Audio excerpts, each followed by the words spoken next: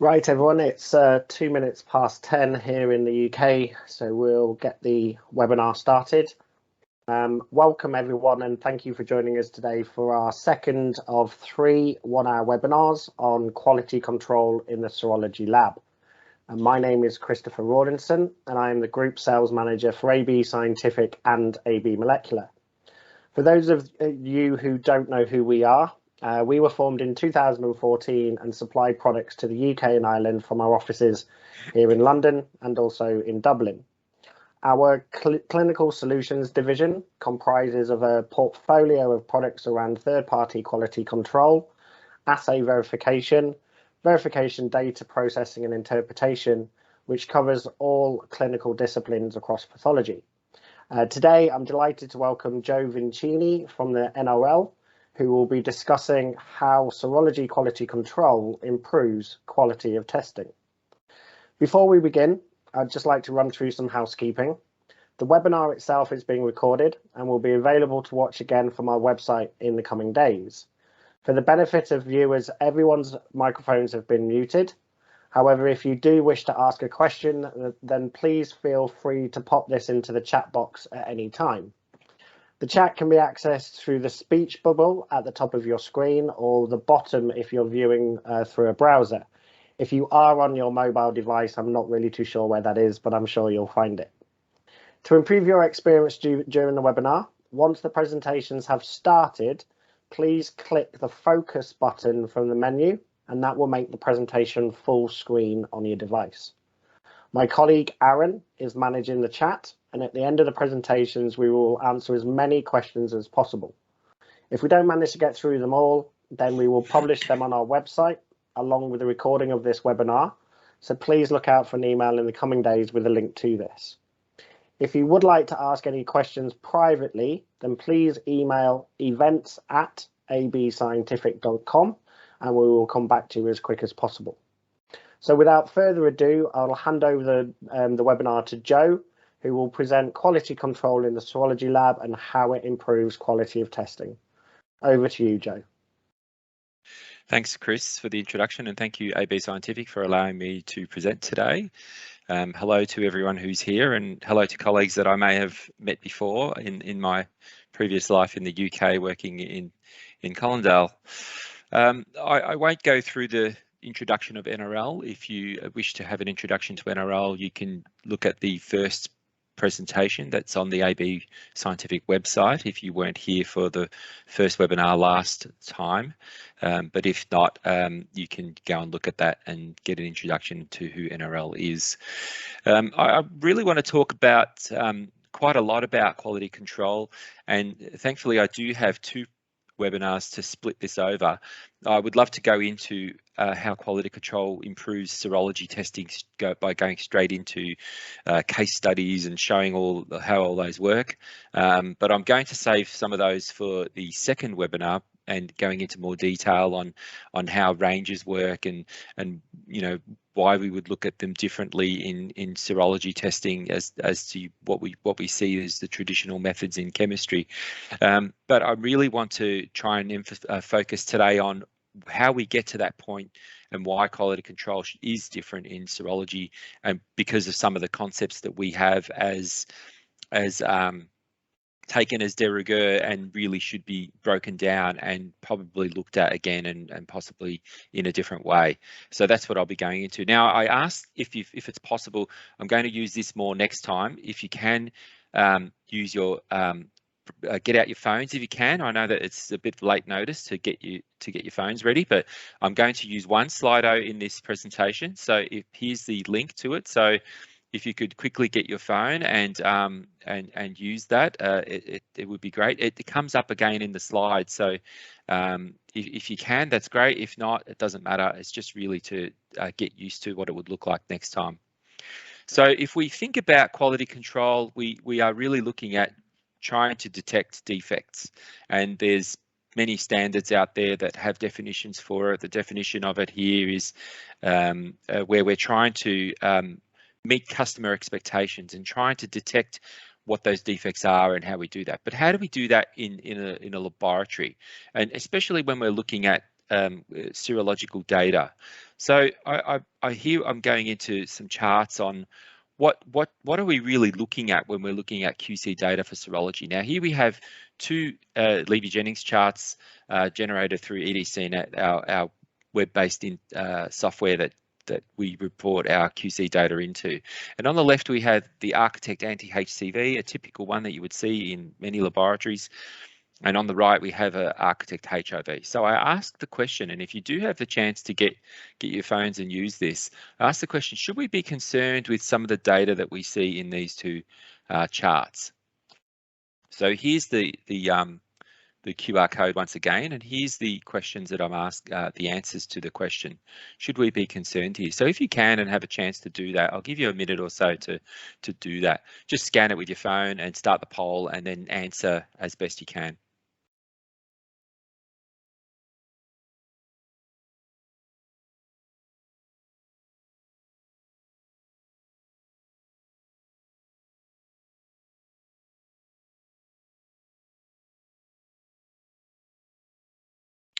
Good. At least we've got 10 people who got their phones. Okay, well, this is good.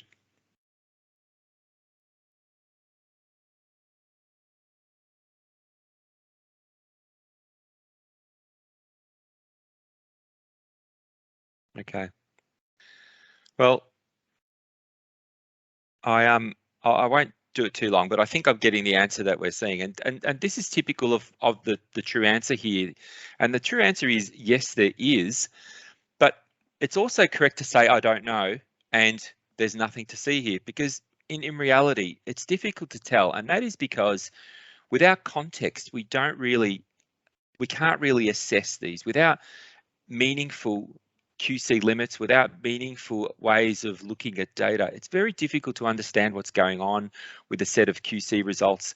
And this one here is an interesting case, and I will be going into more depth into it in the next webinar, although there is something that is going on with the anti-HCV, and I think the little red dots give that away, and also because it's outside of the QConnect limits that we've set for that assay. But I won't go into too much detail. It does come up later in the talk, but I promise you I'll get into that case because it's quite an interesting one later in the webinar, the next webinar. So if any of you know Mythbusters, we're here to break some myths. So we're looking at some of the things that we take as gospel or de rigueur in serology testing that we probably haven't really thought about, or sometimes we have, and we'll try and break those down. So the first concept is that testing is testing. Clinical chemistry and versus serology, they are the same thing. It's a test that's used on a sample, and so therefore they should be treated the same way. Last time we had our webinar, Wayne presented this slide here where we're looking at the differences between clinical chemistry and infectious diseases serology, and why we really should be looking at these more in a different way, because there are quite a lot of differences between them. And I'm not going to go into each of these, but I will go into a few of these specifically today. The first one I'm going to look at is this quantitative versus qualitative nature. So if we take this curve, Wayne did present this, but I'm going to look at it in a different way, where we've got a set of quantitative data, in this case, glucose. It could be anything that we would see where the numbers actually mean something down the bottom.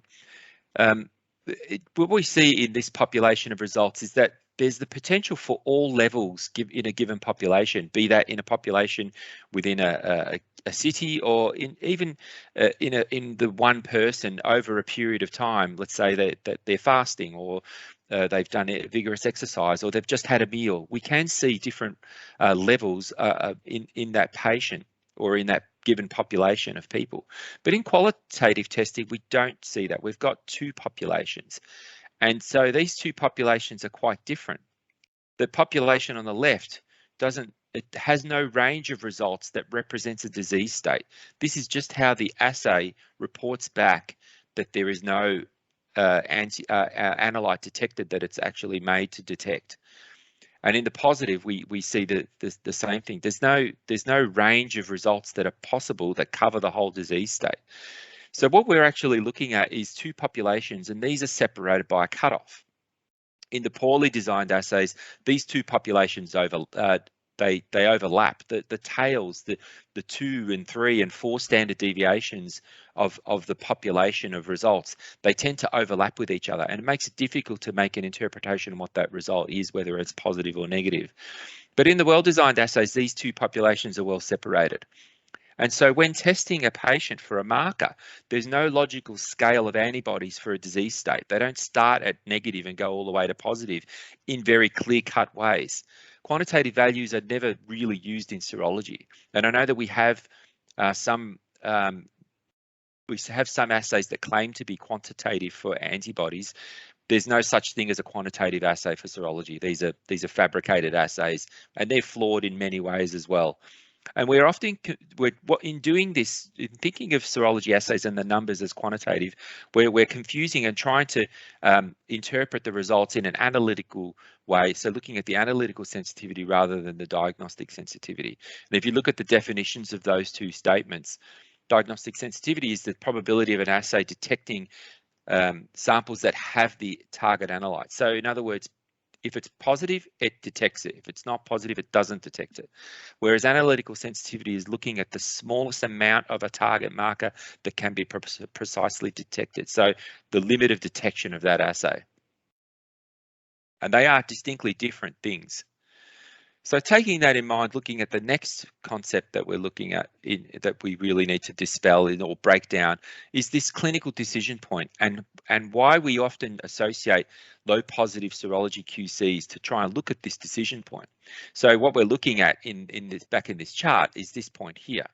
So in the infectious diseases serology assay, there's only one decision point, whether the sample is positive or negative. Whereas in chemistry, there's many medical decision points. And what we mean by that in the decision point is the point of an analyte profile that is of importance in that clinical diagnosis or the medical diagnosis. And in many cases, these in quantitative testing, there's many decision points, and all of those have importance in the analyte that we're looking at. So if we take some of the reference intervals that we see for chemistry, whether it be electrolytes or looking at proteins and enzymes or looking at metabolites, there's plenty of hospital websites that have reference intervals for their laboratories. I took the Westgard QC one because it's less targeting a particular laboratory. I saw quite a lot of NHS ones when I was looking for these. So if we're looking at these, if we see the reference intervals for these over here, we can see that there's a range for glucose that the samples are normal, but then we look at different decision points around that range to try and see whether there's something that's significant in the patient sample results that we get. And so when thinking about that, what does that actually mean when looking at serology? There's no decision point. Is it the cutoff? Is it the cutoff that we really refer to as that decision point?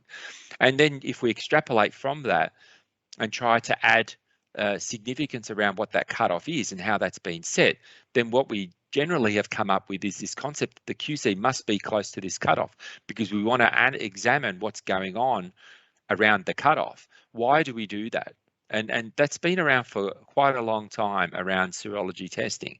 So what we need to do is think about qualitative assay design. So when we design assays, we start testing well-defined patient samples that are positive and negative for a particular analyte that we have already characterized and set aside for that. So if we've got your positive and negative populations, what you see is you create these two peaks, and then you pick this arbitrary point that separates those two populations. But is this a clinical decision point? It is a decision point, but is it really clinically significant? And what that if you think about where we came from, that is because we're trying to improve the sensitivity and the way that these assays designed. Hopefully our UK people present at this presentation will recognize this chart. This is based on one of the early PHLS Blue Book evaluations for HIV. This is quite an old slide. But it gives us a lot of data on the performance of assays. And so in the early times, we were trying to assess how good these assays were in trying to detect HIV antibodies. So we saw that the early ones were pretty good in their time, but they were improved by the better antibody ones, introducing automation, better antigen production, better antibody, better assay development, and that sort of thing. But when we introduced antigens into the assay, we further improved them. But the key point here is what we're looking at is seroconversion. We're not looking at well-established antibody levels. We're looking at how these samples prepared and what happens prior to the detection of antigens. We know that nucleic acids changed the whole paradigm with regards to serology assays for HIV. So if you look at what's happened with nucleic acid testing, so if you think of one copy and then how the assays detect the nucleic acids, whether they're in mini pools or whether they're individual donor testing, and how well they detect the nucleic acids prior to the first detection of an antigen or an antibody. So it's about 16 days for HIV in that case, and HCV is roughly around 8 days or so. So that's much marked improvement on the antibodies. So with these types of assays in there, is it really important on the early detection of antibodies when we know that we could use molecular assays to do this much better anyway? But that being said, if you think about how the antibodies are developed over time, it's easier to try and picture how these assays were developed and why we sort of got to the point where we were looking at low QCs to try and answer this problem. So if you think of how these are developed, an individual is infected and their immune system responds and they mount that immune response. And so antibodies begin to be generated, and therefore we see this seroconversion event, and hopefully an assay can pick up that point. So what we really experience is different formulations of antibodies that are the best for the antigens presented. But in most cases, these are immature antibodies. They're produced rapidly. They have low avidity. It's sort of the situation where we're trying to find the right lock for the keys that are made for these locks. But eventually what we find is that the best fit antibodies are then produced in higher numbers because they seem to be better suited to those. They mature more. They become much more developed. And so we get a better immune response, and therefore we get better antigen antibody combinations. But these peaks occur very quickly. And in the HIV study, the one I introduced earlier, but then we're going to come back to in a moment, this occurs really, really quickly, and in less than 72 hours, or approximately 72 hours. And what you also must keep in mind is the overwhelming majority of low positives in serology are false. And specificity monitoring data, if you ever look at those, that supports this concept. And so if we look at some of the charts in specificity monitoring, looking at these, the red lines represent the initial reactor rates, and here we have the rates on the percentage rates on the y-axis, and then that's time on the x-axis. So these red lines represent initial reactor rates, and then the blue ones repeat reactor rates. So what we find here is that confirmed positives are extremely low. And so when looking at donor populations, that's typically what you would see. Asymptomatic people who don't have a disease, the prevalence is very low in the population. And so we're looking at most of the positives that we see are going to be false positives, particularly the ones that are low positive. And so what exactly does that mean for a low positive QC sample? What does that mean when we're looking at them? So what we really need to then do is go back to the design of the QC to try and see how we can't represent some of the things that we're trying to do with these assays and the QC that we're trying to introduce on them. So diluted samples is what we really get with a QC sample. We take a chronically infected patient who has high antibody titer, or a pool of those as well. In the case of HIV, we're probably going to look at a pool of HIV positives and then dilute them down. But diluted samples don't represent early infection. They have different profiles. So using a diluted sample to mimic early infection is a flawed concept. Antibody profiles in these QCs are completely different than what we would see in seroconversion samples. So diluting down a sample to try and mimic a seroconversion, we have different antibody profiles. And so that concept of using that low positive QC to assess that detection of early infection, that window period, is a flawed concept. So if we look at in this to represent what I just discussed is two sets of Western blots here. We have on the left here, we have a seroconversion dilution. So we can see here, these are sequential bleeds following infection.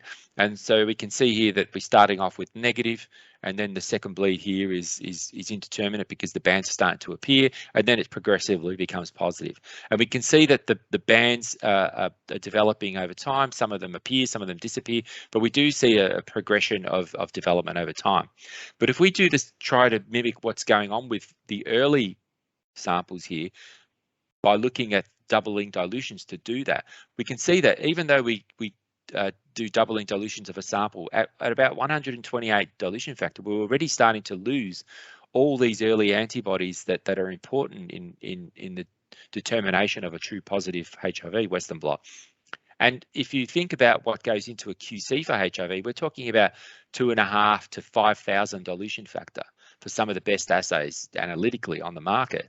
And so when thinking about what is actually in that diluted sample, it's going to be likely, you know, this P24 and possibly a GP120 as to what is actually in that sample. Now, granted, ELISAs and chemiluminescence assays probably pick up what's going on here at much lower dilution factors, but we're talking about a lot of dilution steps there.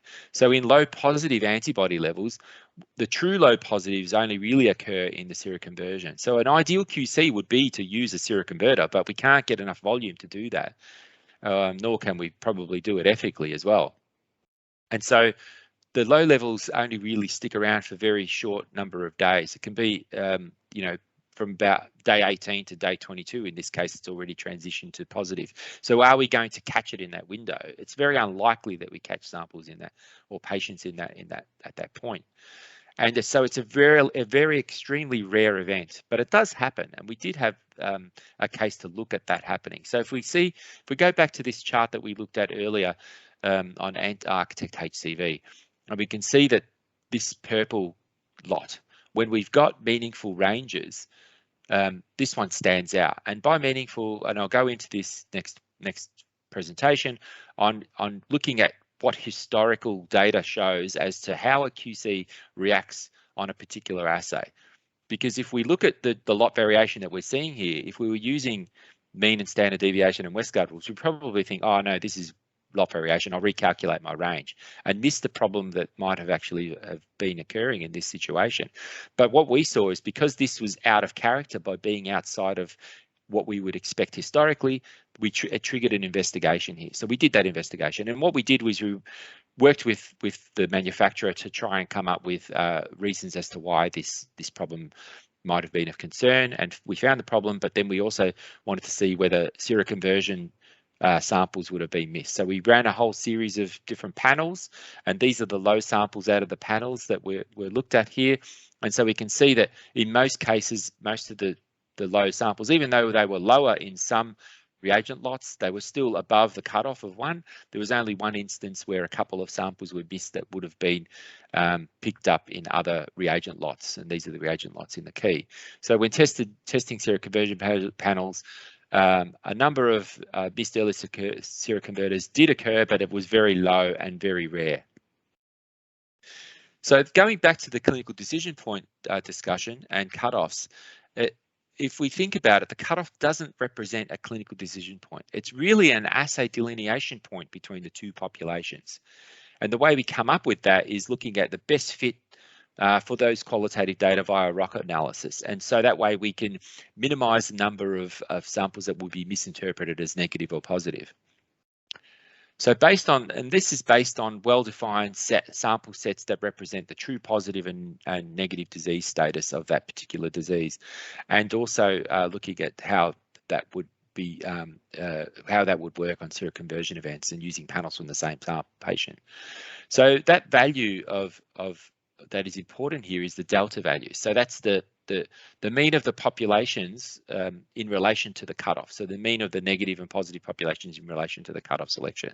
So where we choose that cutoff is important, and that is so that because if there's and the number of the separation between those peaks makes it even more important. So that way, if we look at it in the higher number of standard deviations between the peaks and the cutoff, means a lower probability of the overlap of the tails of those peaks. Whereas if we have a low number of standard deviations between the peaks, then we have and the cutoff, we have a much higher probability of overlap of those. So I'll just go into demonstrating that visually. So if we had, say, for example, the two peaks, and here we designed a cutoff so that it would be 10 standard deviations away from the positive peak. And so that delta value is quite moderate. But if we increase the delta value to try and improve that assay, we would be able to be fairly confident that the tails of these two peaks wouldn't overlap, and so therefore that cutoff, we could have much higher liberty in moving that away from the positive peak and towards the negative peak, so that we would never misinterpret a true positive sample. But if those peaks start to move towards the cutoff, that's where it becomes more of a problem. So even if we have 4 standard deviations away, though, we could probably pretty much assure that as long as these peaks are fairly well defined and the assay can detect these peaks fairly narrowly rather than having a wide base, we'd still be able to interpret those correctly as positive, because qualitatively positive is positive, regardless of how close or how far away it is from the cutoff. So keeping those 2 points in mind, and now looking at the third, which is back to the numerical values, and we see numerical values in serology testing, and so the fallback that we have is that, oh, it's a number, therefore it has to mean something that is important to the assay, just as it is in chemistry. Serology assays are, in the reply to a publication that we had on Q-Connect limits, was that serology assays are just another assay that follow the same laws as any other assay. And that is just not true in many aspects, but in particular around qualitative and quantitative argument, around the decision point argument, but also in the numerical ones. So if we're looking at here, we're looking what makes numbers much easier to identify how they impact what that result is, and why they don't really mean so much in serology assays, is whether they are linear or not. So we're coming back to this numbers game. We look at the numerical values, and we feel that we often fall in the trap that they represent a quantity. And so we're trying to then use that quantity to assess analytical sensitivity. How much is there? How much antibody is it? I want to assess how little antibody my assay will be able to detect before it starts missing it. But in serology assays, most of the instructions for use rarely quote analytical sensitivity. They don't do that, and that's because it's very difficult to determine analytical sensitivity, how much antibody my assay will detect. So when using QC, what we often do is we most often, those QCs are used to assess that analytical sensitivity of that assay. And so we want to challenge it more and more. We want to have a low QC to try and challenge that point where it will miss, because the assay is different from a previous production lot. But what we really should do is, we're missing that opportunity to have the best use for QC, which is to identify when there's variation, and then whether that variation is of concern. So I'm going to show a series of workups that we did on a couple of assays. Here we have the Alexis, the Roche Alexis in blue, and the DiaSorin LIAISON in green. And so these are, just to look at this chart here, this is a log-log scale. So using a log-log scale gives us nice straight lines that we can visualize the dilutions here. We've got doubling dilutions of samples, and so that way we can see how they fall on that line.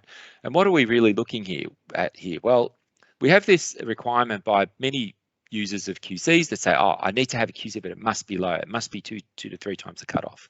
So if we think of that, here we have this ideal ratio of QC, but at around 3 times the cutoff. So if you think of where these sit on these particular assays of these doubling dilutions that we see here, at 3 times the cutoff, we've got a dilution factor here of around 50 for the LIAISON and around 1600 for the Alexis. So I'll try and break that down into more detail here. So if we think of that, here we have it in linear versus log, and if we look at 2.5, at 2.5 signal to cutoff for this assay, we're looking at the linear part of the curve here, but if we're looking at 2.5 for this assay, we're probably looking at where it started to plateau into that sigmoidal part of the assay curve. But it's very difficult to tell there. I mean, I guess if we zoomed in, we probably could see this a little bit better here.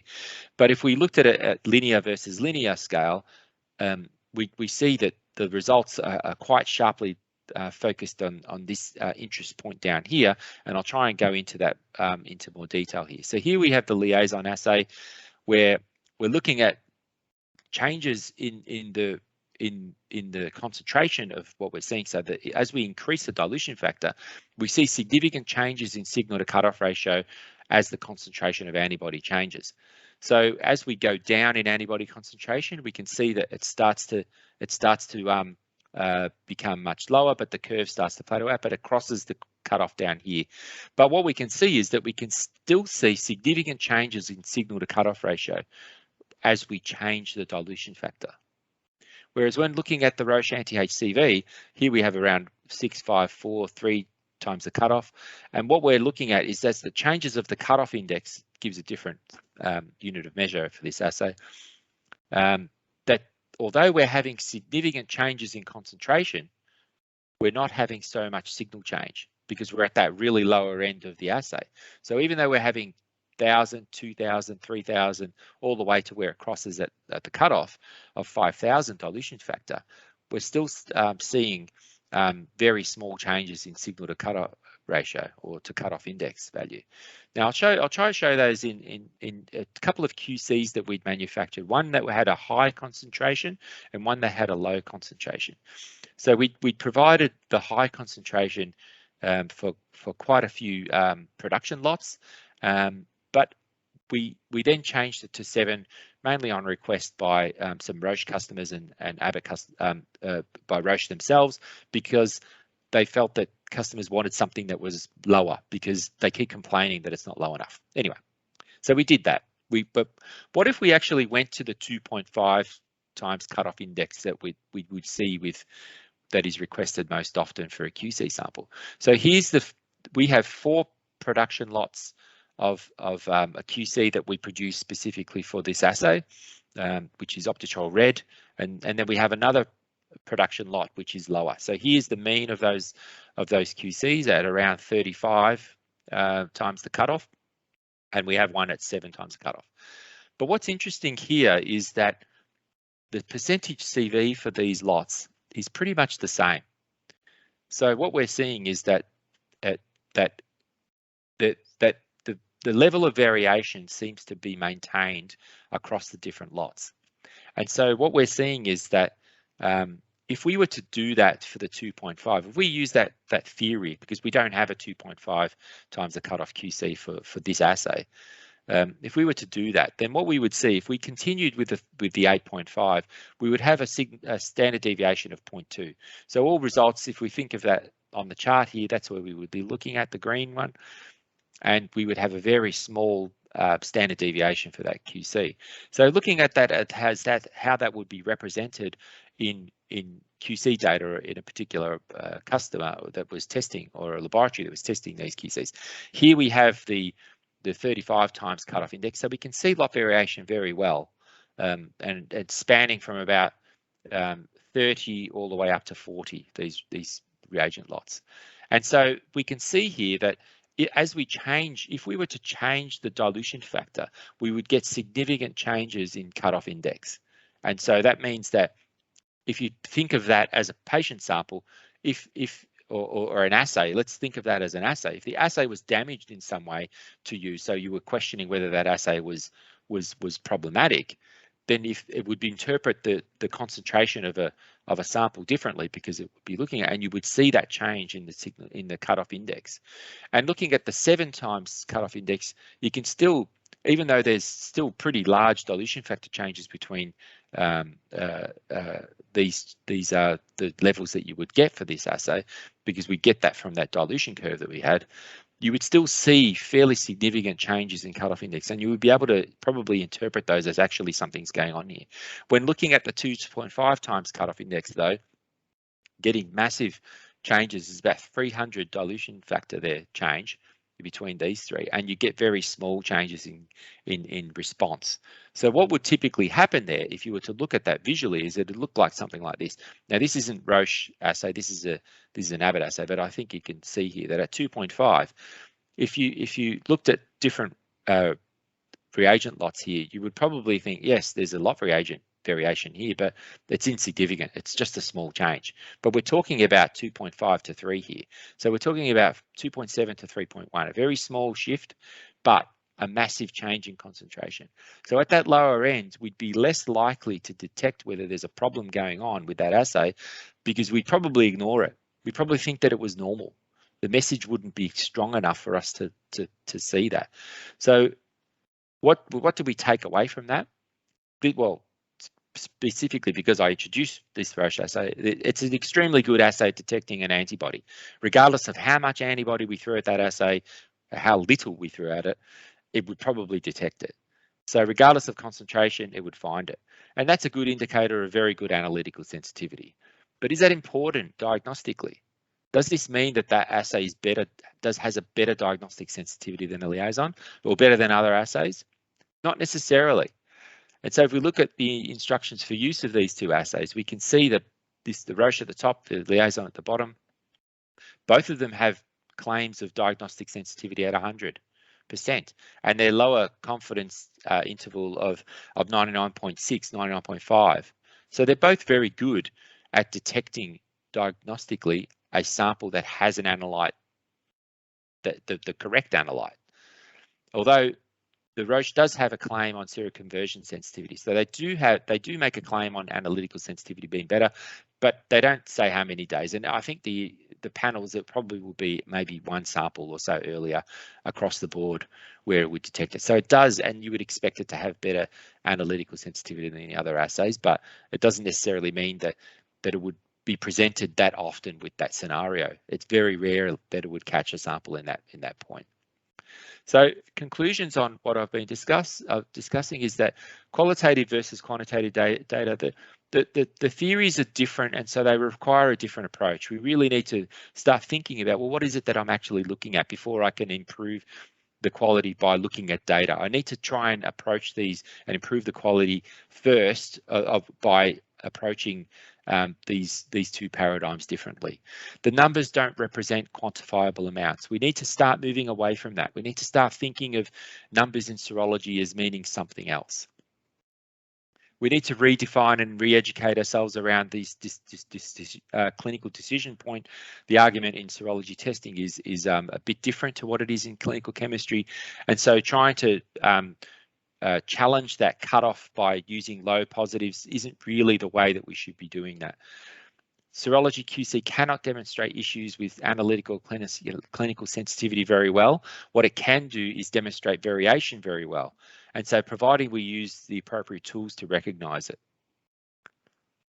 So we know that now that we know these concepts, what do we do about it? And we really need to explore how these can be best utilized in serology, moving away from some of the traditional methods that we have and perhaps looking at alternatives. And that's going to be what I will be giving a go in the next webinar. So our upcoming webinar, I believe, is on the 5th of April, and where we'll be expanding the boundaries, so looking at Q-Connect limits and other methods to identify variation. And hopefully all these presentations will be on the ABA Scientific website pretty soon. So from NRL, I thank you for listening, and hopefully we can open up for some questions.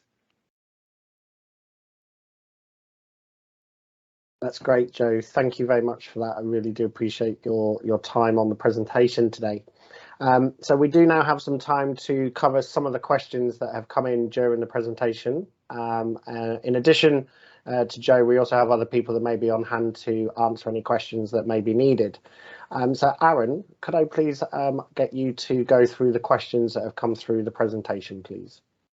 No problem. So the first question that came through, Joe, says, in an ideal world, would we have low positive, high positive, and low negative, high negative QCs for every assay instead of just positive or negative? Okay. I can, and please Please bear in mind, this is my opinion. I would not use a negative QC in serology, full stop, but that's my opinion.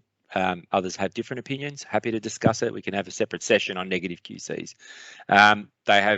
You'd be better off looking at specificity data, and I already showed a good example of that. You'd be better off looking at patient samples to do that. So looking at high positive and low positives, well, I guess it comes down to how much money you want to spend. But I think you can answer both questions on a low and a positive scenario by choosing a well-characterized QC in the first place. So looking at a QC that can answer both questions adequately.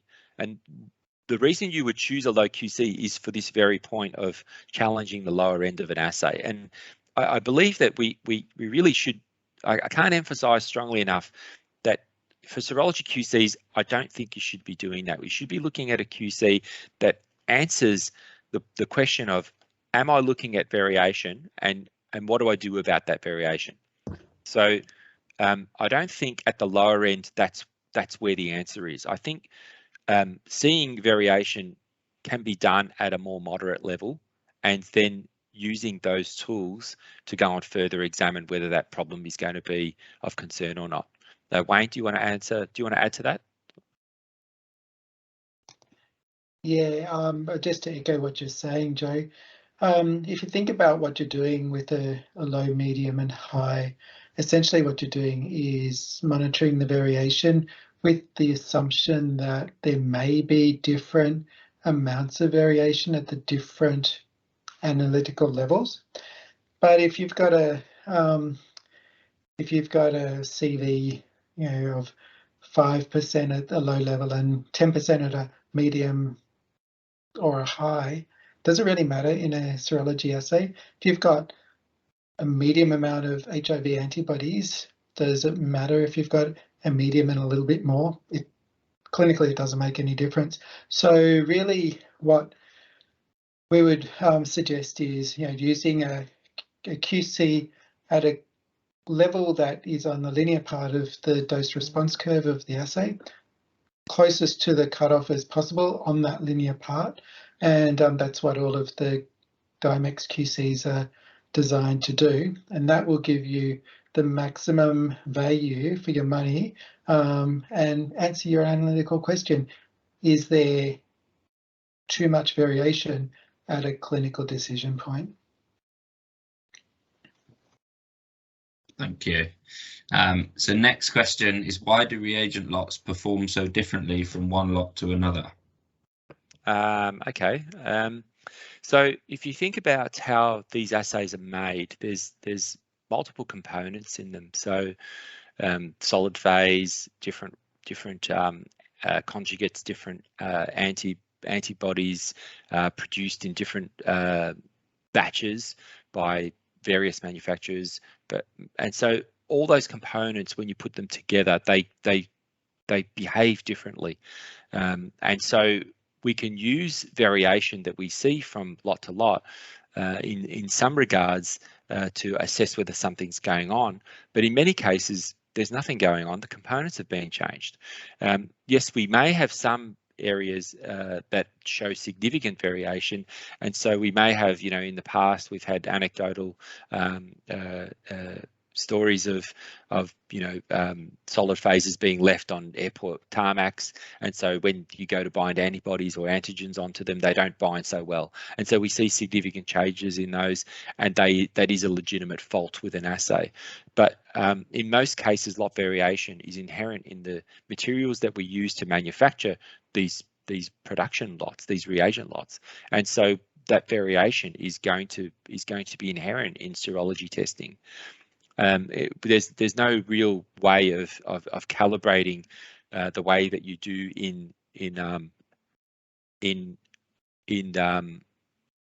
there's no real way of calibrating the way we do in chemistry to bring everything back to an expected mean.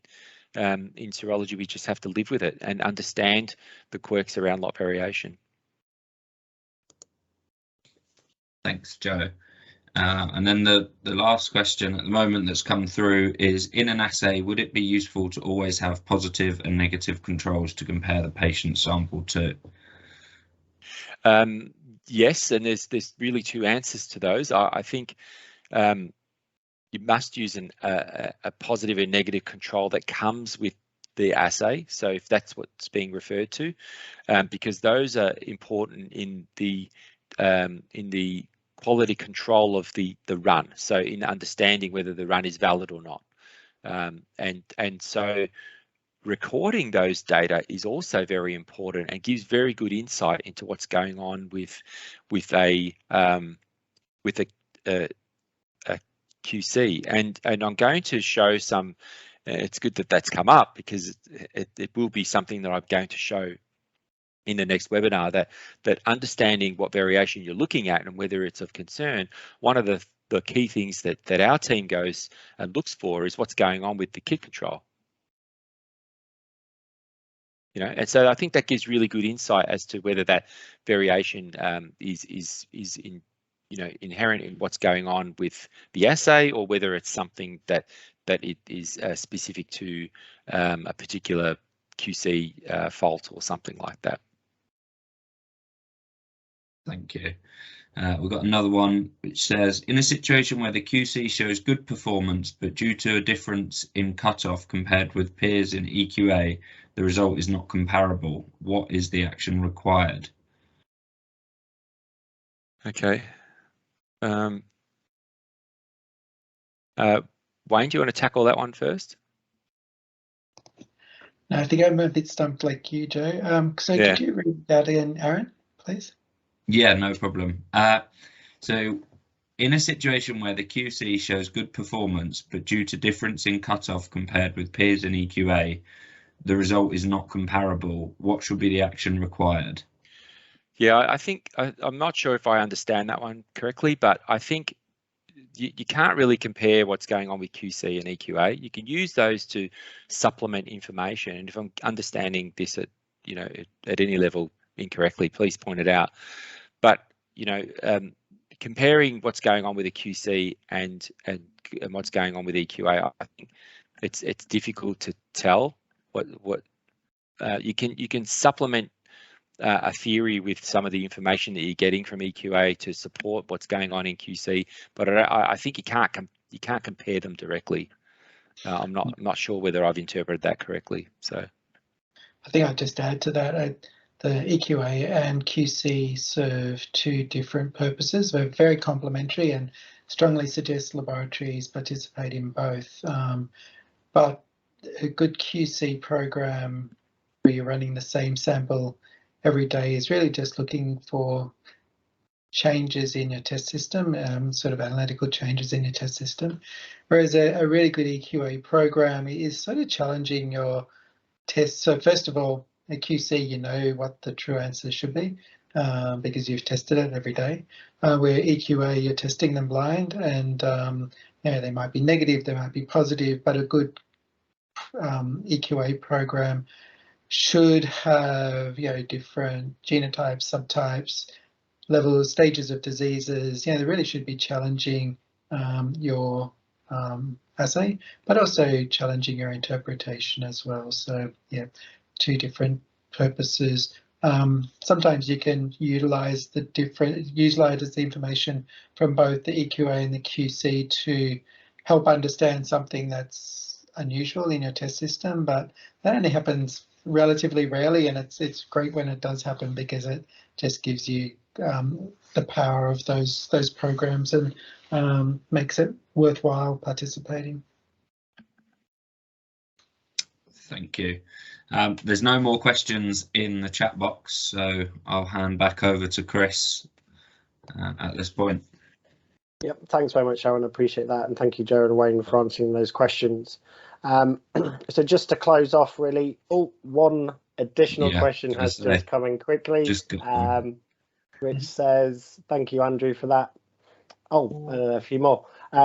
So why would changes with a QC material with a tighter SD be seen as less apparent than those with a higher value and SD?